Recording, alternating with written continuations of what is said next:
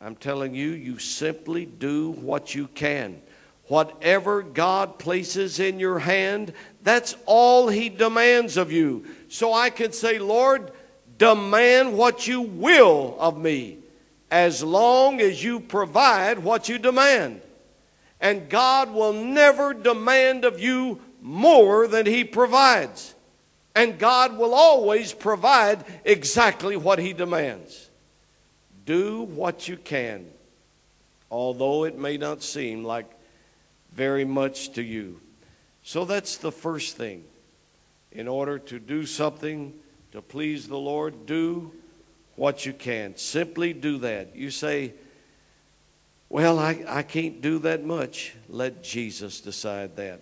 All right, the second thing. First, do what you can do. Second, do that much.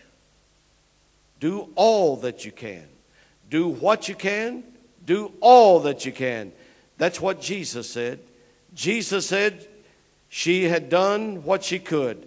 And the implication is that she had not only done what she could, but she had done all that she could. Do what you can, but make certain you do that much. Now, look what this woman did. When she came into that room with that alabaster box, she did not have a measuring spoon with her. Wouldn't it have been wiser, more prudent, just to measure out some of that perfume to use to anoint Jesus? After all, she might need it later on for security. You never know. But she didn't do that. She broke the box, and that is very significant. When she broke it, she had to pour it all out, not measure out just a few drops. She wasn't very rational or logical about it. We think we've got to be practical in our giving, in our service. I might need something for security in the declining years of my life. She gave no thought to that. Listen, love is extravagant. Love is very extravagant. She broke that box. She poured out all the contents, not one drop left. I want to ask you a question. Are there any drops left in your alabaster box? You say, I've prayed. Have you prevailed in prayer? You say, I've done something. Have you done all that you know to do? I'm convinced. Now listen to me carefully. God does not judge me on the basis of what I have done, but on what I could have done. God does not judge me on the basis of what I have accomplished. He judges me on the basis of what I could have accomplished. God does not judge me on what I have become, but on the basis of what I could have been if I'd given God the opportunity and used the opportunities God gave me in my life. And I have to confess to you today, as I stand here, the greatest sin of my life is that I have not done all that I could have done. You see, it's so easy for us to settle for a little bit. As long as the pastor is satisfied, that's enough. As long as the people are satisfied with my service, that's good. No, it is not enough. Is Jesus satisfied? Is He satisfied? You say, well, I've done as much as this person. That's not what Jesus is asking. And Jesus, when He judges you, is not going to judge you in comparison with somebody else.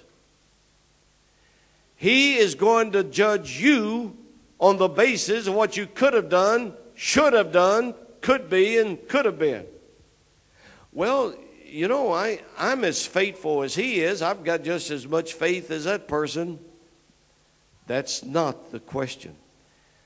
Have you done all that you could do? All right, first thing is, do what you can. Second, do all that you can. Number 3, do it now. Jesus said, let her alone. She has done all that she could do. Now, he makes a very strange statement. He said, she has come to anoint my body beforehand for the burying. Now, Jesus wasn't dead. He didn't give any evidence of even being sick. I mean, what is he talking about?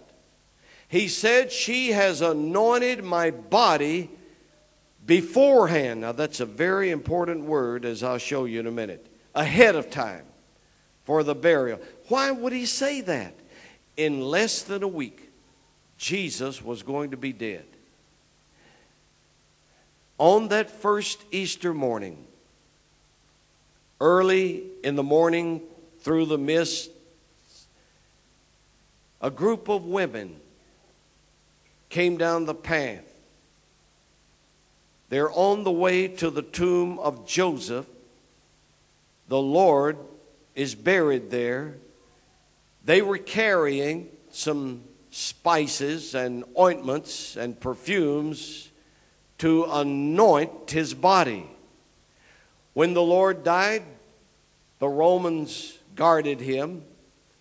They wouldn't let anybody near him. There was a rumor going around that his followers might try to steal his body. So these women were going to the tomb, hoping to persuade the soldiers to roll away the stone that sealed it so they could go in and anoint his body, because it wasn't right for him to be buried without being anointed. And so they go on. And there they are in front of the tomb. They don't need to ask the soldiers to roll the stone away because it's already been rolled away. They go inside. There's nobody there. The body of Jesus is gone. But we brought spices to anoint his body. Too late. It's too late. They should have done it a week ago. See, the thing is, if Mary had not anointed his body a week ahead of time, his body would never have been anointed for burial. Jesus knew that. What's the point? Whatever you do, do it now. You say, well, you know, I'll be in a better situation next year. It'll be more convenient. I'll have more money then. I'll be finished with my degree by then. I'll be more mature then. Next week may be too late. Do it now. Do it now. The thing that intrigues me is that Jesus said, she has anointed my body for the burial. You notice, that's what Jesus said. Mary didn't say that. Mary had no thought of anointing his body for burial. She didn't know that. She was surprised when Jesus said, she's anointed my body beforehand for burial. She did not come out there consciously to anoint his body for burial. She didn't know that he would be dead in less than a week. Jesus said, let her alone. She has anointed my body for the burying. Now, you know what that teaches? That teaches me that sometimes when we just do what Jesus tells us to do, we don't really have any idea of what we're doing and the full significance of what